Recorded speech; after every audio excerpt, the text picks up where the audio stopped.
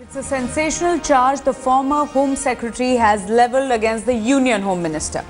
The Congress took all of Monday night to come out with a response this morning, that too without going into the specifics of the charges that Sushil Kumar Shinde shielded a businessman with links to Dawood Ibrahim.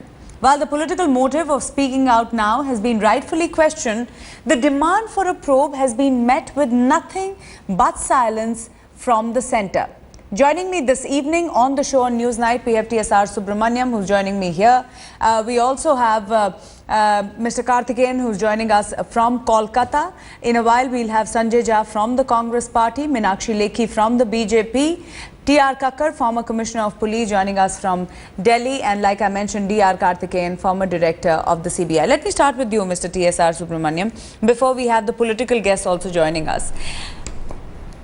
The one answer, or rather the justification that has been given by the Congress Party is, why were these allegations or these charges not made soon after Mr. R.K. Singh retired? He retired last year in June. He had more than enough time to come out. By then he was an ordinary citizen.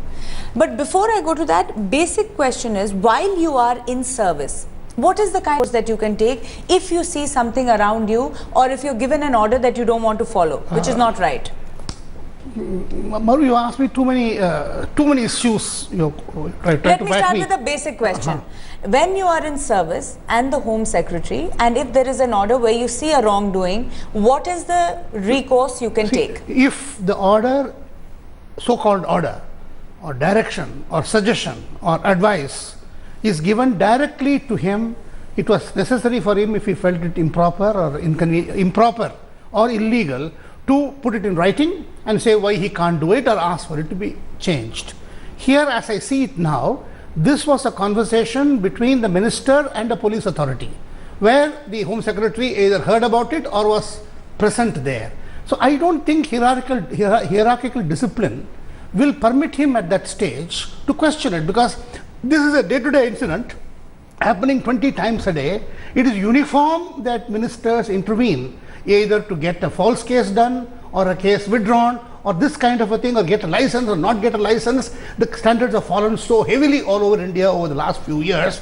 Now, if he starts interfering in this, there's no hierarchical discipline after that. So at that time, he couldn't do it. No, but the kind of charges that Mr. R.K. Singh has come up... He's reminiscing. He's reminiscing. I'll tell you, the 10 charges that he's talking about, he's saying that there were alleged malpractices, including police postings, as far as Sushil Kumar Shinde is concerned. Everybody does that. It's standard all over India. There's nothing new. So there's nothing new. But it's a charge nevertheless. You go to any state in India, you go to any ministry here, you find absurd, highly motivated transfers and postings. Let me ask T.R. Kakkar. T.R. Kakkar, as former Commissioner of Police for Delhi, is there political pressure at all times? Is politics involved at every level? Is the Delhi police so pliable as is being suggested by R.K. Singh, or is it completely under the Home Ministry in terms of not being able to do any investigations on their own?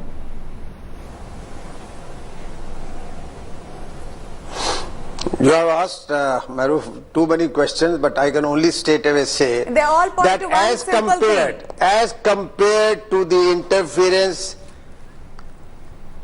as compared to the interference in the police working in states of India, in Delhi it is the least.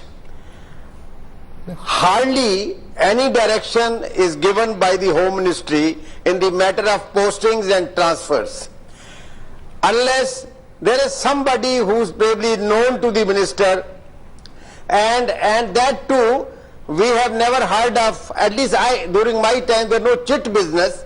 It was just sometime it is put in your ear that usko bhi thoda dekh lena. That is all that used to happen. I would say the least interference in the working of the police by the political masters. Let me ask D.R. Karthikeyan as well. As former director of the CBI has often been called as a cage parrot. Is there no political interference? Are we to believe that politics does not interfere at all? I should say that political interference in postings is much more in state police. it is there much more. Interference has been there.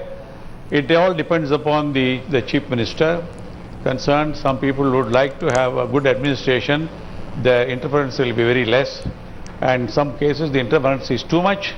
In some states postings are all decided at the political level, and obliging commissioners of police or superintendent of police do it because they are asked for the posting or they don't want to be disturbed. To say that the political interference is not there in postings even today is far from truth. But whether it is because they are known or because of political influence or money is changed, it is very difficult to say. It depends upon again situation to situation. No, I want to. CBI is concerned, I can only tell you. I just want to make Yes. one point. That some of the charges that have come forth as far as R.K. Singh is concerned, and all the three gentlemen who have worked at various positions, very prominent positions in the government, clearly point to the fact that there is some amount of political interference, that there is pressure that comes from above, usually from the political masters. I want to bring in Sanjay Jha at this point. Sanjay Jha, what was interesting, it took the Congress 12 hours to respond to what R.K. Singh said, one. Then they said it is all politically motivated because now he's joined the BJP. And the argument that was given by your party was very basic. That how could somebody who has worked under the UPA suddenly go to the BJP and speak against it? There is political collusion. My question to you is, in Jammu and Kashmir recently, Farooq Renzu, former director of the Information Department, joined the Congress party.